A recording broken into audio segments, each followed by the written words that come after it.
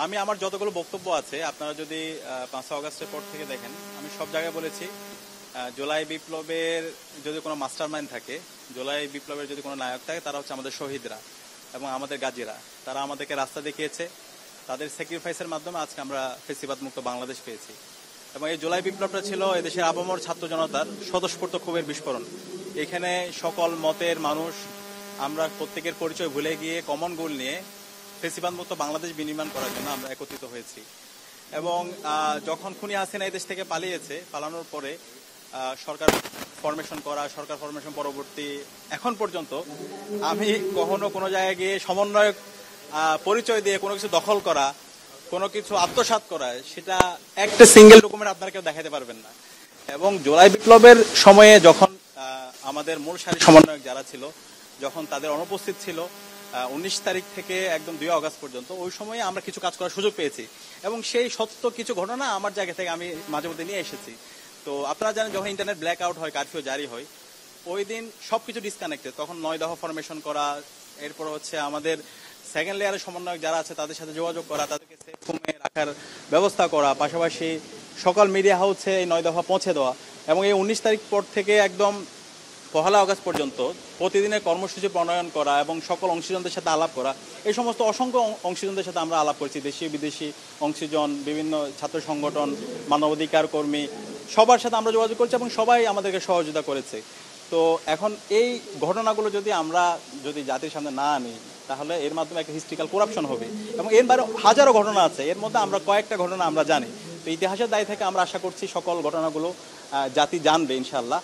এবং 5 আগস্টের পরে দেখতে পাইছি যে সময় এই ক্রুশিয়াল টাইম 19 তারিখ থেকে 2 আগস্ট পর্যন্ত যারা অনেকে গুমের নাটক করেছিল, অনেকে আত্মগোপনে ছিল, অথবা অনেকে ওই সময় আন্দোলন ম্যানেজ করে ক্যাম্পাসগুলো আন্দোলনের কথা বলেছিল, ওই পক্ষ এখন 5 আগস্টের পর দেখা যাচ্ছে তারা মহাবিপ্লবী হয়ে গেছে।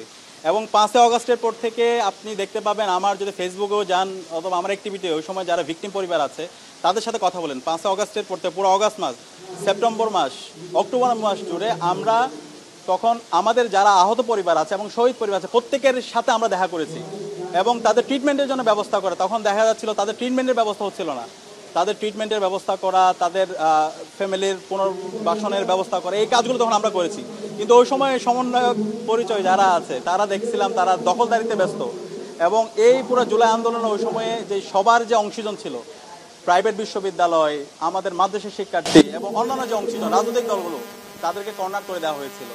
তো এরকম অসংখ্য ঘটনায় আমরা সবাই জানি। তো এটা খুবই অপ্রত্যাশিত যখন আমরা দেখতে পাই আমাদের যারা জুলাইয়ের যোদ্ধা, যখন তারা এই ধরনের বিভাজনমূলক আচরণ করে এবং তারা ক্রেডিটটাকে শুধুমাত্র একটা পক্ষের মধ্যে তারা নিয়ে যাওয়ার চেষ্টা করে। সুতরাং এর মাধ্যমে একটা বড় একটা সংকট তৈরি হয় এবং এটা শহীদদের সাথে একটা সুস্পষ্ট গাদ্দারি হয়। তো আমরা আশা করব এই জুলাইয়ের চেতনাকে ধারণ করে আমরা সবাই ঐক্যবদ্ধভাবে আমরা কাজ করব। আমাদের মধ্যে মতের অমিল থাকবে, কিন্তু বাংলাদেশ প্রশ্নে, জুলাইয়ের প্রশ্নে আমরা ঐক্যবদ্ধ হয়ে আমরা একসাথে কাজ করব, সেই প্রত্যাশাটা আমার সবার প্রতি থাকবে। আর একটা বিষয়, এখানে যখন আমরা আলাপ করছিলাম, যখন হচ্ছে আপনার 30শে জুলাই আমাদের প্রোফাইল লাল কর্মসূচি ছিল, 31শে জুলাই মার্চ ফর জাস্টিস এবং 1 আগস্ট ছিল রিমেম্বারিং আওয়ার হিরোজ। ওই সময়ে মোটামুটি 1 আগস্টের দিকে এখানে অনেকগুলো পক্ষ যুক্ত হয়েছিল, বিভিন্ন জায়গা থেকে বিভিন্ন পরামর্শ আসছিল। এবং 2 আগস্ট যেটা বলা হচ্ছে, ওই সময়ে সকল অংশীজনদের সাথে আলাপ করেছি। এখানে যেমন সায়ের ভাইও ছিল, এখানে হচ্ছে আরো অনেকগুলো অংশীজনদের সাথে আমাদের ওই সময় আমি প্রায় 30 থেকে 35টি স্টেক হোল্ডারের সাথে আমার কমিউনিকেশন হচ্ছিল। তখন আমি নিজেও বলেছিলাম, আমি মাহমুদ আলমরে বলেছিলাম 2 আগস্ট আমার সাথে কথা হচ্ছিল সরকারের ফরমেশন কি হবে, যখন হাসিনা পালাবে তখন আমরা নিজেও বলেছিলাম আমাদের 1 দফার ঘোষণা এটা মাঠ থেকে আসবে।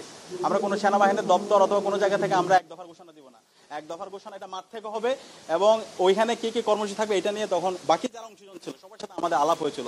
সবার সাথে আলাপ করে সিদ্ধান্ত অনুযায়ী 1 তারিখ শহীদ মিনার, 3 আগস্ট শহীদ মিনার থেকেই 1 দফার ঘোষণা দেওয়া হয় এবং অসহযোগ আন্দোলনের ঘোষণা দেওয়া হয়। সব কিছু কোলাবোরেশনের মাধ্যমে এবং সরকারের ফরমেশন কী হবে, সেই সরকারের এই যে বিপ্লবী সরকার, জাতীয় সরকারের রূপরেখাও, সেটা আমরা 2 আগস্ট থেকে আমরা তখন বাকি যারা অংশীজন ছিল, মাহফুজ এবং অন্যান্য সবার সাথে আমাদের দীর্ঘ সময় ধরে আলাপ হয়েছিল এবং সেই প্রস্তাবনাগুলো তখন দিয়েছিলাম।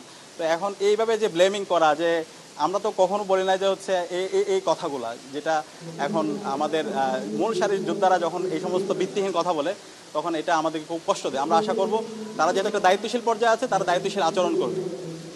আমরা ওই সময় বলেছিলাম আমার এই 1 আগস্ট থেকে যে খুনি হাসিনা থাকছে না এটা আমাদের কাছে পরিষ্কার। তখন আমরা বলেছিলাম আমরা কোনো সেনা সমর্থিত সরকার মেনে নিব না। ছাত্র জনতা জীবন দিয়েছে, ছাত্র জনতার জীবনের মাধ্যমে আমরা জনতাই এখানে সরকার গঠন করবে এবং এটা রাজপথ থেকে ঘোষণা আসবে, এক দফার ঘোষণা। এবং সেই সময় আমি প্রায় 30 থেকে 35টা স্টেক হোল্ডারের সাথে আমি কানেক্টেড ছিলাম, যোগাযোগ হচ্ছিল। এবং ওই সময় ওই দিন রাতে যখন 6 সমন্বয়ক আসছে, আসার পরে মাহফুজ আলমের সাথে আমার রাতে দীর্ঘ সময় জুড়ে আমরা আলাপ করছিলাম সরকারের ফরমেশন কি হবে। তখন আমরা জাতীয় সরকারের প্রস্তাবনা দিয়েছিলাম এবং এক দফা কর্মসূচিটা যে শহীদ মিনারে হবে, পাশাপাশি অসহযোগ আন্দোলন, এই সামগ্রিক প্রস্তাবনাগুলো কি হবে, এইগুলো আমরা তখন সবার সাথে আলাপ করেছিলাম এবং এই সবকিছু পারস্পরিক কোলাবোরেশনের মাধ্যমে হয়েছে। তো এই আলাপগুলো আমরা আমাদের যত জায়গায় গিয়েছি আমরা সব জায়গায় বলেছি, কিন্তু এখন যেই বয়ানগুলো নিয়ে আসা হচ্ছে এই বয়ানগুলো সত্যিকার অর্থে এটা সবাইকে কষ্ট দিচ্ছে, এর মাধ্যমে একটা বিভাজন তৈরি করছে, সম্পূর্ণ একটা ভিত্তিহীন আলাপ। এবং 19 জুলাই এর পর থেকে 1 আগস্ট পর্যন্ত যখন এই 6 সমন্বয়কদের অনুপস্থিতিতে যখন ইন্টারনেট ব্ল্যাক আউট ছিল, কারফিউ ছিল, এই সময় প্রত্যেকটা দিনে হাজারো হিস্ট্রি আছে। আমরা ওই সময়ে অনেকগুলো স্টেক হোল্ডারের সাথে প্রতিনিয়ত আমরা যোগাযোগ করেছি। তো এখন এই ক্ষেত্রে অনেকে আমাদেরকে পরামর্শ দিয়েছে, অনেকে সহযোগিতা দিয়েছে এবং আমরা যখন সিদ্ধান্ত নিতাম কারো দ্বারা পরিচিত হইতাম না, আমরা সবার সাথে আলাপ করে সিদ্ধান্ত নিয়ে এরপর হচ্ছে আমরা সামগ্রিকতা বিবেচনা করে আমরা এটা নিয়েছি। তো এখানে যে আলাপগুলো এখন আনা হচ্ছে যে হচ্ছে ক্যান্টনমেন্ট থেকে হচ্ছে এক দফা, এইগুলো সম্পূর্ণ ভিত্তিহীন আলাপ এবং এটা পুরো জাতিকে অনেক বেশি মানে এর মাধ্যমে হচ্ছে বিভাজিত করছে।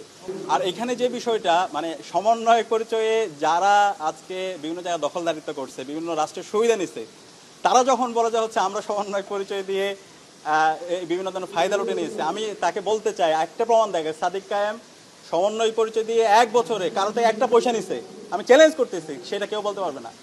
আমরা বলে যে হচ্ছে এই জুলাই আন্দোলনে আমাদের শহীদরা আমাদেরকে রাখতে দেখিয়েছে, তারা জীবন দিয়েছে, তাদের জীবনের মাধ্যমে আজকে আমরা আজাদি পেয়েছি।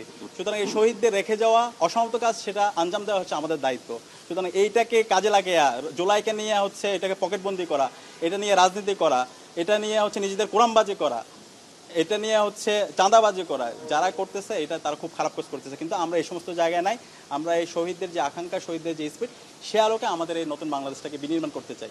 আমরা আশা করব তারা আরো দায়িত্বশীল আচরণ করবে, কারণ এই জুলাই সবার অবশ্যই এখানে সম্মুখ সারি যোদ্ধা নাহিদ আমার বন্ধু এবং তাদের অনেক স্যাক্রিফাইস আছে। এবং আমি আমার যত কথায় আমি সবসময় মাহফুজ, নাহিদ, আসিফ এবং সেকেন্ড লেয়ারে যখন তারা ছিল রিফাত রশিদ, মাইন সরকার, আব্দুল কাদের, হান্নান মাসুদ, সব জায়গায় আমি তাদের কথা বলি, আমি তাদেরকে রিকগনিশন দিই। অবশ্যই তাদের যে বলিষ্ঠ কণ্ঠস্বর ছিল সেই জায়গায় আমার তাদেরকে রিকগনিশন দিতে আমার কোনো ন্যূনতম হীনমন্যতা নাই।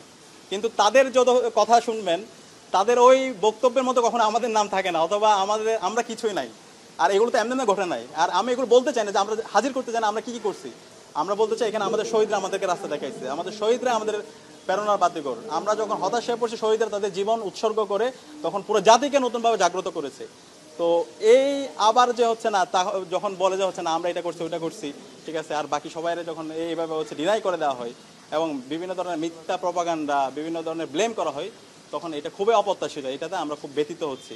তারপরও আমরা বলতে চাই জুলাইয়ের যে আকাঙ্ক্ষা, শহীদদের যে স্পিড, সেই স্পিড বাস্তবায়ন না হওয়ার আগ পর্যন্ত আমরা আমাদের লড়াই চালিয়ে যাবো। যদি প্রয়োজনে জীবন দিতে হয় সেই জায়গায় আমরা জীবন দিব। কিন্তু কেউ যদি এখানে আবার এই জুলাই নিয়ে ব্যবসা করতে চায়, সে আবার চেতনার রাজনীতি করতে চায়, সেই জুলাইকে ভিন্ন খাতে নিয়ে যেতে চাই, তাহলে আমরা তাদের বিরুদ্ধে